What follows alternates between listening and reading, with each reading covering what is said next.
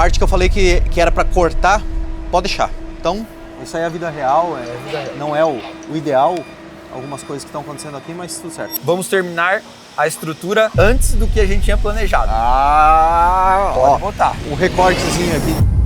Dia de concretagem, estamos indo para Pissarras agora para acompanhar a concretagem do subsolo, da laje de subimpressão, parar com toda aquela aguaceira, né, dos últimos episódios que vocês viram do documentário do Distinto, e agora sim começar a escalar a construção dos próximos pavimentos. Agora é mais rápido, né? A gente tende a concluir esse ano aí com os primeiros pavimentos tipo já do prédio, então agora acelera. Talvez você não saiba, mas a base da CP8 é em Balneário Camboriú, então desde 2018 eu construo lá, moro em Balneário Camboriú desde 2013, então fazem 13 anos que estou em Balneário Camboriú já, e o nosso escritório está no mesmo lugar há 4, 5 anos, lá em Balneário Camboriú. Isso só o escritório administrativo.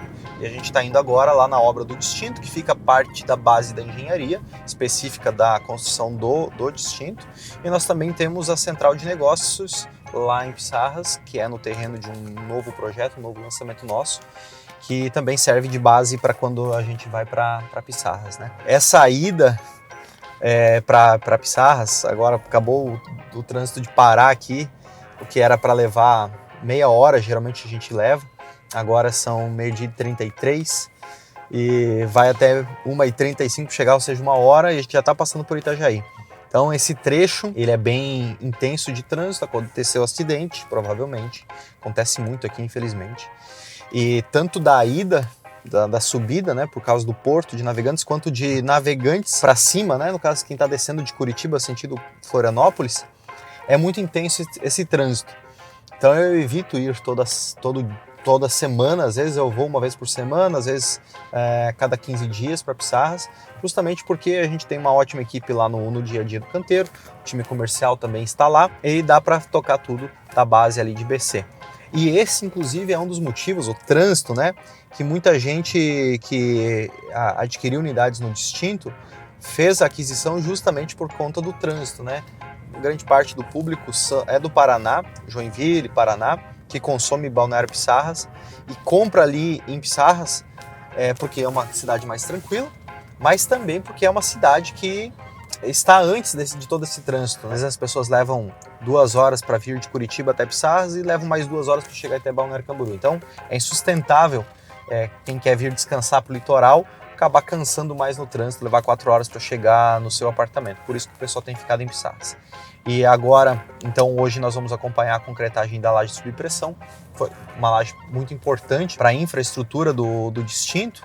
A gente teve que enfrentar bastante água nesses últimos meses e confesso para vocês que outros tantos desafios. Às vezes até me pergunto por que eu estou fazendo um documentário desses, expondo tantos desafios do projeto, mas aí eu lembro que os desafios acontecem nesse prédio, aconteceram nos nossos antigos projetos também, acontecem na sua empresa, acontece na minha. É só mais um CNPJ, tem os seus desafios, felizmente nós somos muito organizados e mesmo assim acontecem desafios que todos eles estão sendo superados. Então eu vou contar um pouco mais durante a concretagem para vocês da fase de que está o Distinto agora. Mas um ponto que eu quero antecipar, né? Esse é um dos motivos pelos quais eu tenho relutado sobre continuar esse documentário, né? Porque quem não conhece o mercado às vezes fica com receio de algumas coisas que eu abro de informações. Um cliente, um corretor de imóveis, uma pessoa de outro segmento, vocês falam, meu Deus, isso acontece na obra, não tem nem consciência disso, mas para nós é só mais um dia, é só mais um contrato, é só mais um negócio, é só mais uma obra, a gente tem que ir resolvendo problema após problema conforme vai surgindo.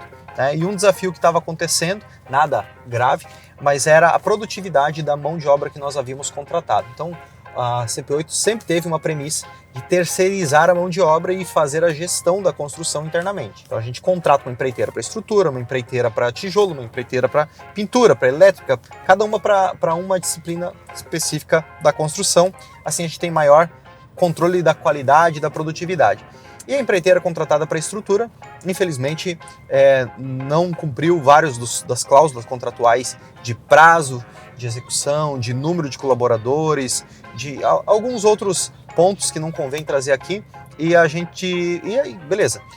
Todo relacionamento, assim como um casamento, como uma sociedade, como um negócio, primeiro a gente busca resolver os desafios antes de fazer um encerramento do contrato, uma demissão ou qualquer coisa que seja, né? Uma cisão do relacionamento. No nosso caso aqui é a mesma situação, a gente buscou de muitas maneiras contornar com essa empreiteira, encontrar outras maneiras, reconstruir o cronograma que nós havíamos proposto para eles, para se encaixar, mas não teve jeito, né?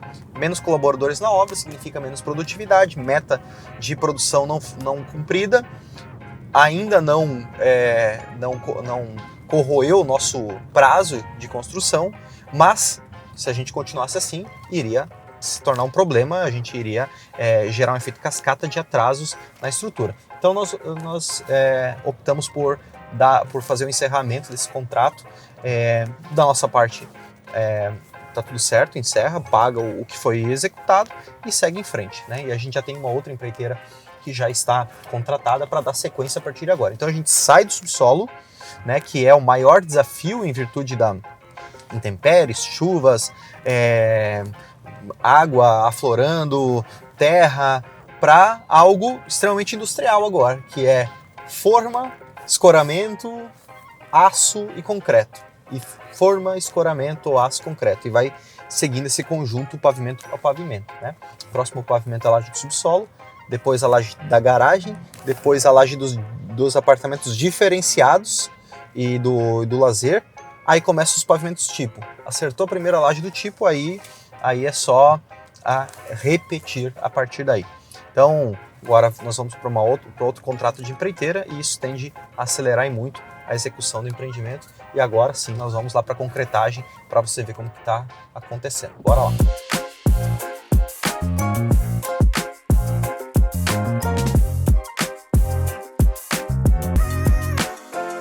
Três horas depois, chegamos aqui na obra. Olha, agora eu entendo porque os clientes que compram aqui o apartamento aqui em Pissarras, Evandro, que vem de Curitiba, compram aqui ao invés de ir para BC, para não passar nesse meio do caminho, né? Da mesma maneira que nós subindo, a gente saiu meio-dia e 15, de lá chegamos aqui às 3 da tarde, da mesma maneira quem desce de Curitiba acaba ficando aqui em Pissarras para não pegar trânsito. Mas enfim, estamos aqui mais uma vez, Evandro está por aqui, está tocando aí a concretagem, finalmente, olha só, estamos concretando, finalmente está saindo a nossa laje aí, executando a laje de subpressão. Evandro, dá um contexto de como que foram as últimas semanas. Até a gente deixou para gravar uns dias depois, hoje é dia 10 de agosto, justamente para pegar a concretagem da laje, porque ela simboliza muito aí para o avanço da nossa obra, né? Então esses dias aí a gente vem lutando para conseguir concretar essa laje, né, dentro do nosso prazo. Cara, são muita ferragem. Hoje a gente está vendo já concretado, não dá para ver. Ali você tem uma noção de quanta armadura, por se tratar de uma laje sob pressão, onde tem um esforço negativo, né, da água ali. A mesma armadura que a gente tem na positiva, a gente tem na negativa. Então, cara, é muita armadura. Bastante ferro, né? Por se tratar também de uma impermeabilização com o pênetro, e a gente não poder ter uma junta de 90 graus da parede com a laje, a gente teve que fazer pelo menos 50 centímetros da cortina. Sim.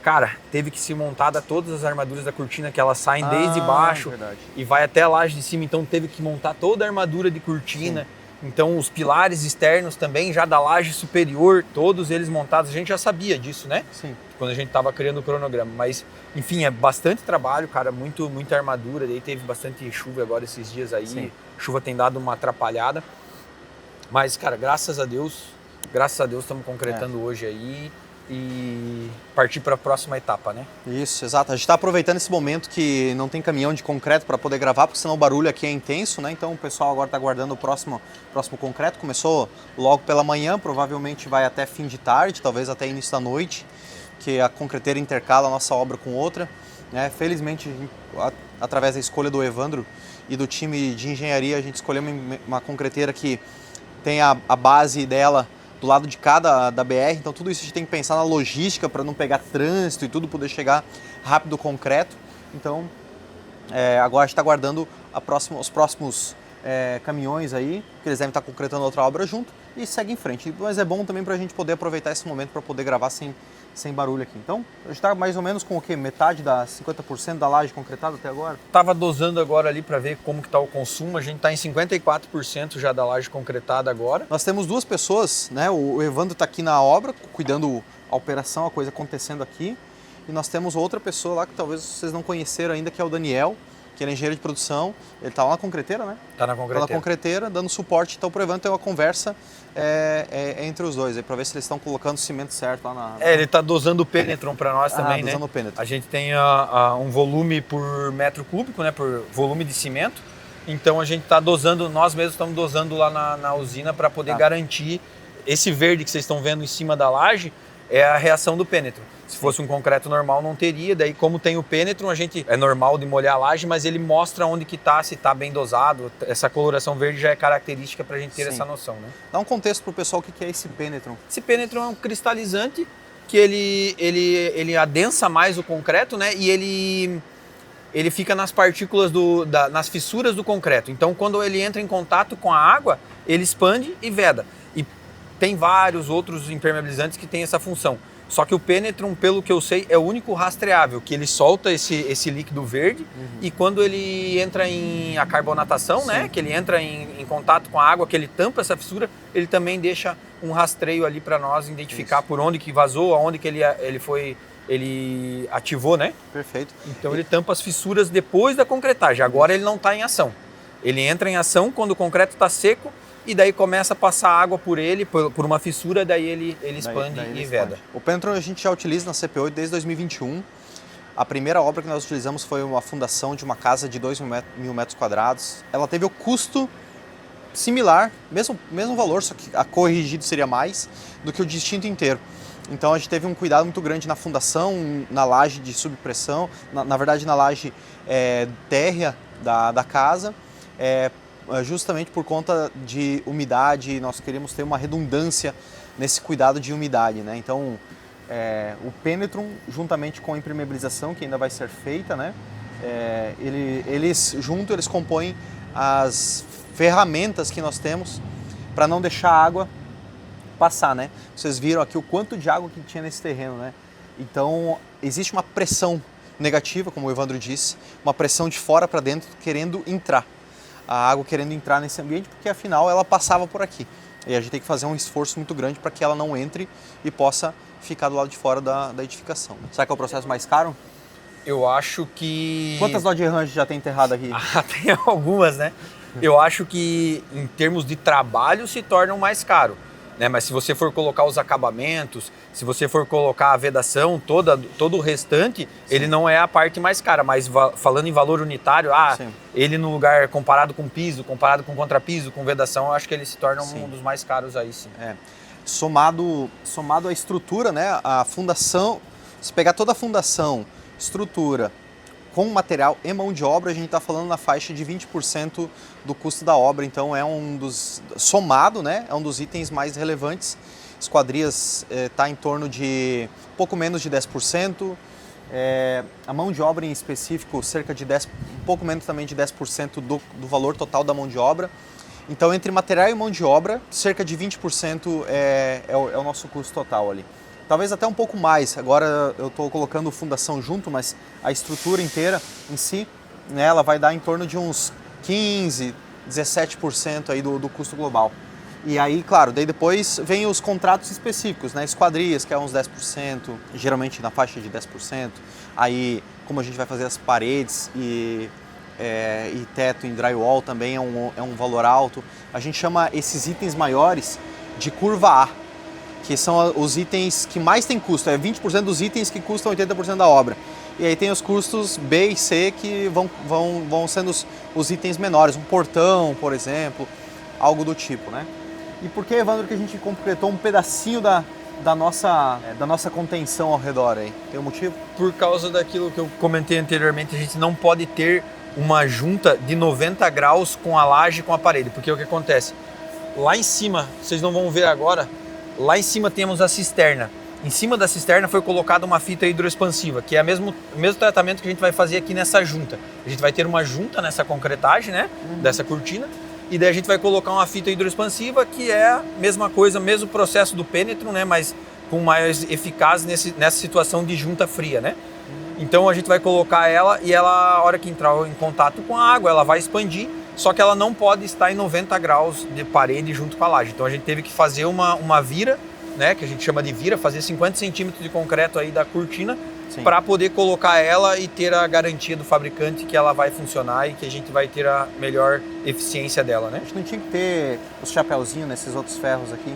Tem, mas cara, conforme você vai correndo com esse mangote, ele tá soltando toda a armadura negativa da laje. Eu tô tendo que pegar a galera e vindo ponteando atrás, porque é um mangote pesado, é só armadura. Conforme ela vai trabalhando, ela vai fazendo assim, cara, saltando caixa. As caixas chegou a cair de cima, vai saltando esses protetor de vergalhão, vai arrancando a ferragem do lugar. A gente tá nessa lida. Vai voltar amanhã, vai colocar as caixas, vai colocar os protetor, mas eles vão caindo, cara.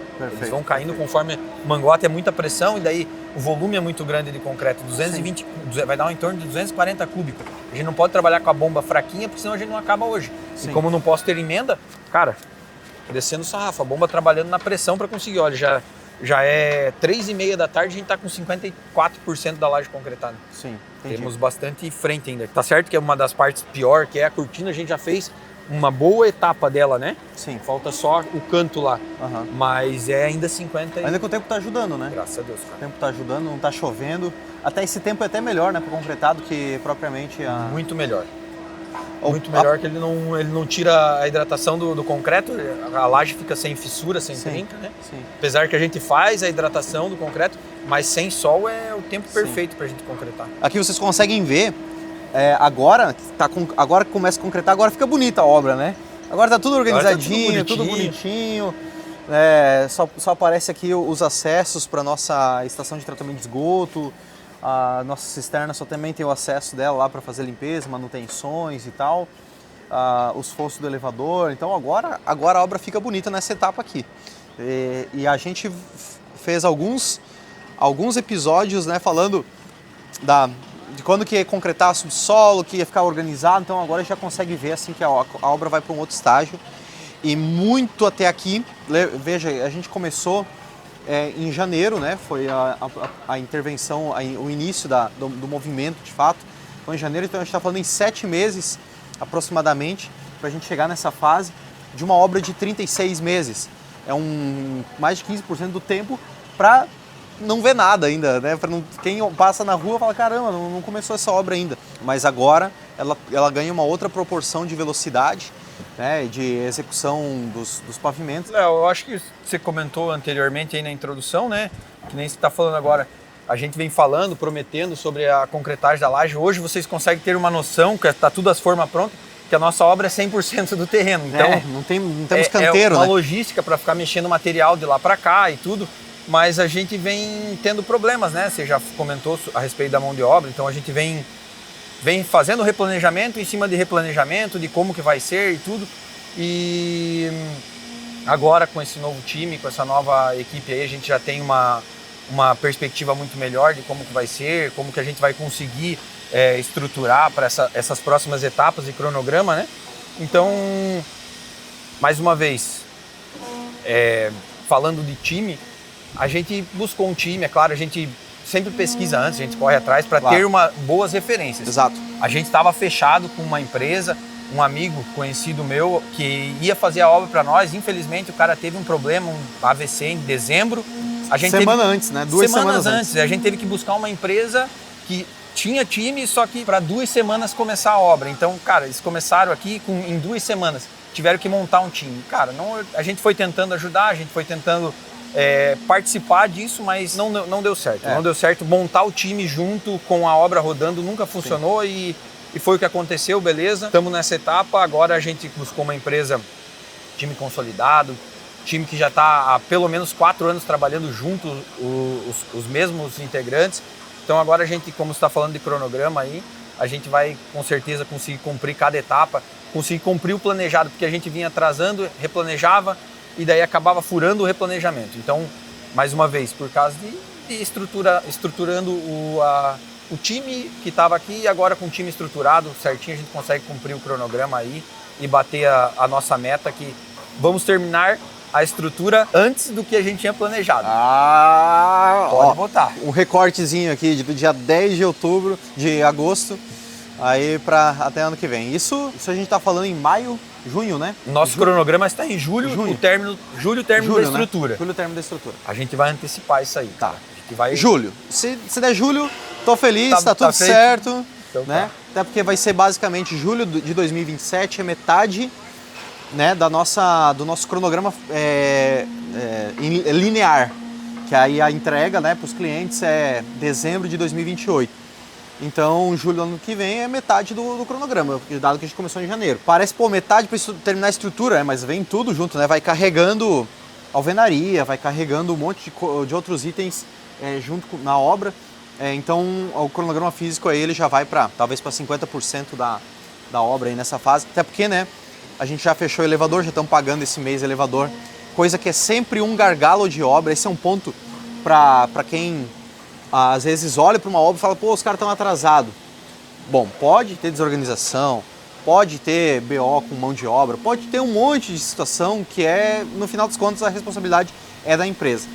Também tem muito desafio no Brasil, que é alguns parceiros, algumas empresas que basicamente são só elas que atuam como elevadores, que elas atrasam muito, sabe? Então, por exemplo, mais ou menos aqui onde a gente está, Evandro, mais ou menos aqui, né?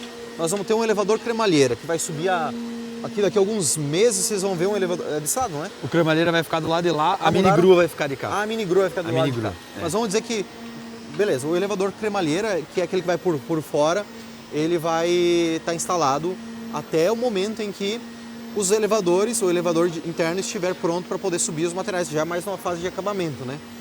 E se o elevador interno atrasa, não tem como ficar sem o cremalheira, ou pode me corrigir se estiver errado. Por mais que a gente vai ter uma mini grua para subir material de maneira mais ágil, mais pessoas e tudo mais. Então, a gente precisa dos elevadores para poder finalizar a construção. Se a gente não tem eles, não tem como tirar a mini grua, não tem como fazer acabamento, não tem como instalar esquadrias, não tem como fazer o piso vinílico lá dentro, porque sem esquadrias vai chover dentro. Ou seja, é um caminho crítico da obra que a gente já se antecipou. Então já contratamos justamente agora, né, foi junho, os elevadores para antecipar esse problema. Esquadrias, drywall, tudo a gente já está fechando esses itens, mesmo que está no subsolo aqui, para não ter dúvida de que isso vai ser atendido na obra nos próximos meses, né? Então, fica aí a promessa do Evandro, né, de nós terminarmos a nossa estrutura antes do previsto, é porque agora também a empreiteira que a gente está contratando é uma empreiteira com uma estrutura muito robusta, que a gente vai ter mais que segurar do que soltar. Pressionar, né? Vai numa velocidade maior, então a gente está bem animado aí para essa nova fase do Distinto. Para nós é uma comemoração, uma vitória, sair do chão. É um marco para a obra, essa fase aqui. E me faz lembrar aí a primeira casa da CP8, né? Há 8 anos atrás, 5 mil emprestado da Line, e olha só onde estamos. Estamos aí com um prédio sendo construído, depois de 8 anos, passinho por passinho, mini infarto por mini infarto. Mas a gente tem muita... Implante de cabelo, transplanta, planta, tem na hora, já é para a terceira vez, mas essa é a nossa cachaça, esse é o que a gente gosta de fazer e tá aí o resultado, graças a Deus tá indo tudo bem. Espero que vocês tenham gostado de mais um episódio, um grande abraço, tchau!